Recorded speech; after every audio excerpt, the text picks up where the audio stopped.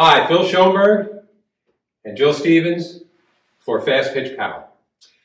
Today, I want to talk about something very important. We talk about it a lot, but maybe not exactly the way we're going to describe it today, which should be very helpful for all of our young developing pitchers and even our more advanced pitchers. And that's hand path. The path of the arm circle, the plane that your hand is on throughout the entire movement of your pitch. Front side of the circle, top of the circle, back side of the circle, and through. It is very, very important that your hand path remain pure. And what I mean by pure is that it stays on the correct plane for you to generate maximum power without sacrificing command of the 17-inch square, 43, 40, 35 feet away, depending upon how old you are. It is critical that that hand path remain pure. So how do we do that? We accomplish that by understanding the relationship of our body and our pitching hand and our pitching elbow to the power line. This white line coming straight down, and let's just talk about a fastball down the middle of the plate, coming straight down the pitching lane, right down the middle of home plate. So Coach Jill is first going to demonstrate coming off of the pitching rubber and understanding the sequence. There is a reach phase, then there is a track phase, and then there is a fire and drive phase. And all of those phases have to be hit with your body in the correct position in order to maintain the correct hand path, which, as we just talked about, commanding that 17-inch square is going to be essential in order to do that with maximum speed and power. So Coach Jill is going to show that sequence, reach. Now look at the position that Coach Jill is in. And all of this is very important. The stride foot is at about a 20-25 degree angle to the power line, about an inch or two to the left of the power line. Really important that that stride foot, if you're a right-hand pitcher, lands to the left of the power line. If you're a left-hand pitcher, your right foot is landing to the right of the power line. With your drive foot, Coach Jill's situation, her drive foot, toe, and knee are forward. Her heel is up off the ground. And you can see that this part of her hip is facing forward, and this is what came off the pitching rubber first. This is what led her body forward, not her face. Her hips exploded under her shoulders and enabled her to get into this position. That gives you the ability to keep that drive foot, toe, and knee forward and to easily get it through when you do your drive through. Now you'll also notice that Coach Jill is reaching out, and if you're the catcher, both hands are covering her catcher's glove. And that's how you're going to establish a throw zone pointing at your target. From this point, also notice, very important, I don't really care how you come up the front side of the circle, palm down. I prefer like handshake to a little bit more pronated for a handshake position, but your elbow needs to be pointing to the ground.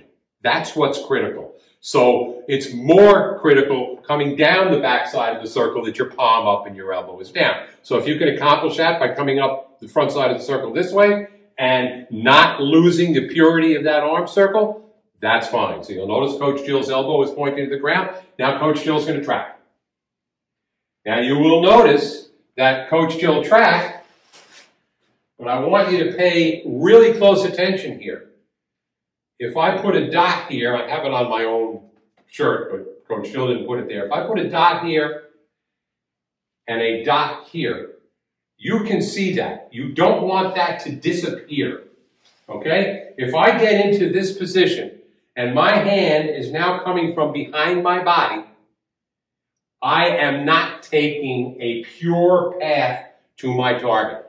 I'm going to sacrifice speed and command, both, because in order to hit that 17-inch square, I just can't throw the ball anywhere I want it. I got to hit that 17-inch square. Otherwise, it's a ball. Every pitch I throw is going to be a ball. So I need to command that 17-inch square with maximum speed and power. So I got to make sure my body is in the correct position, and we're talking about a fastball down the middle of the plate. So this and this never leave the power line. Not up the front side of the circle, not to the top of the circle, not coming down the back side of the circle and through. And when you establish your throw zone that is pointing at your target, once that stride foot touches the ground, and you fire to the end of it and drive straight through, if that throw zone hasn't moved, and your hand has stayed over it, or in the throw zone, your throw zone, if you bend it in the shape of a circle, that's your arm circle, directly over the power line. You are going to command that strike zone with maximum speed.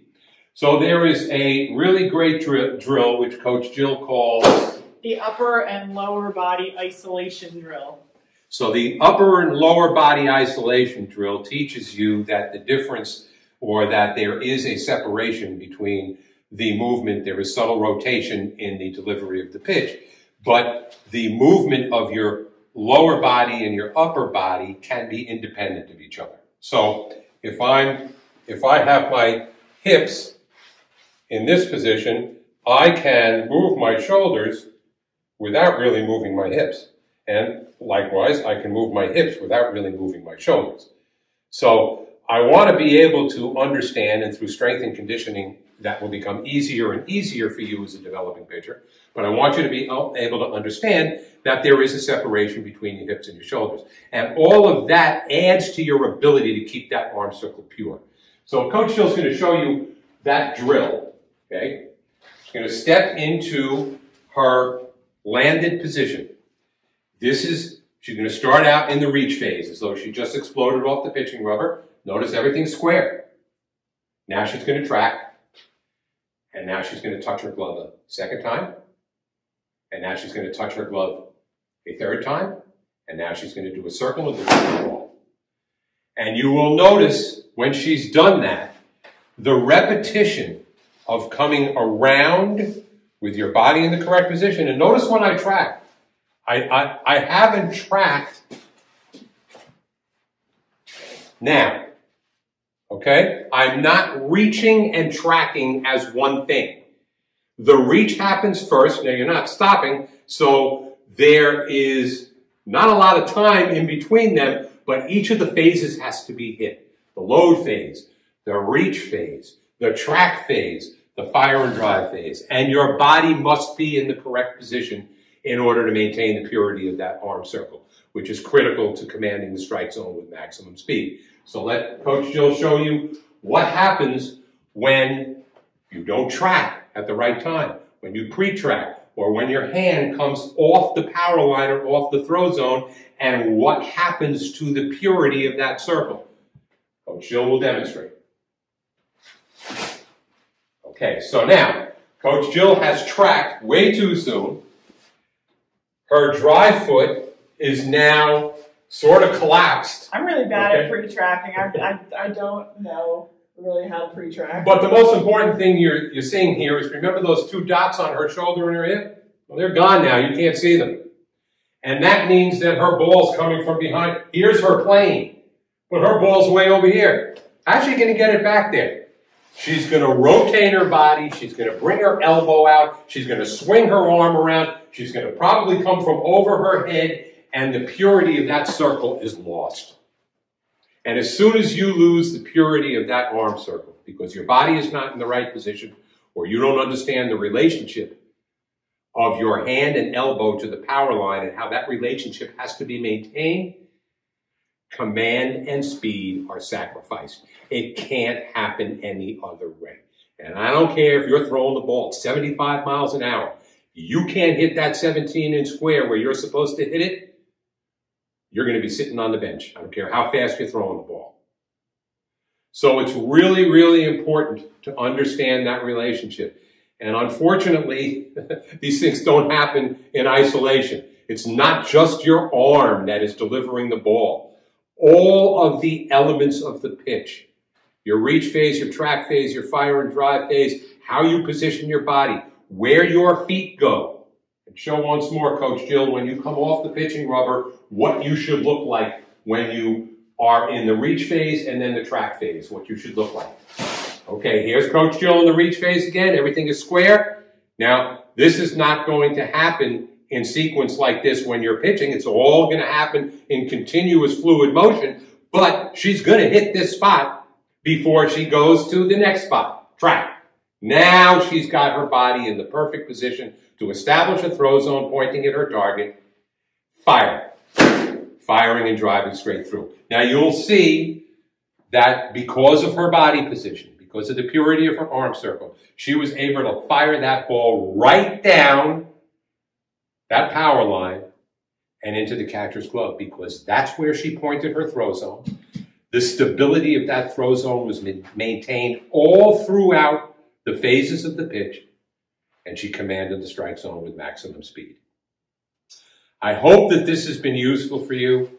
It's really important, and we want to hear your comments, and we want to know what your struggles are so that we can address them. And if you want a full explanation of that upper and lower body isolation drill, because there are a lot of critical movements, it's on Fastpitch Power Plus, so you're definitely going to want to make sure you check that out. Talk to you next time.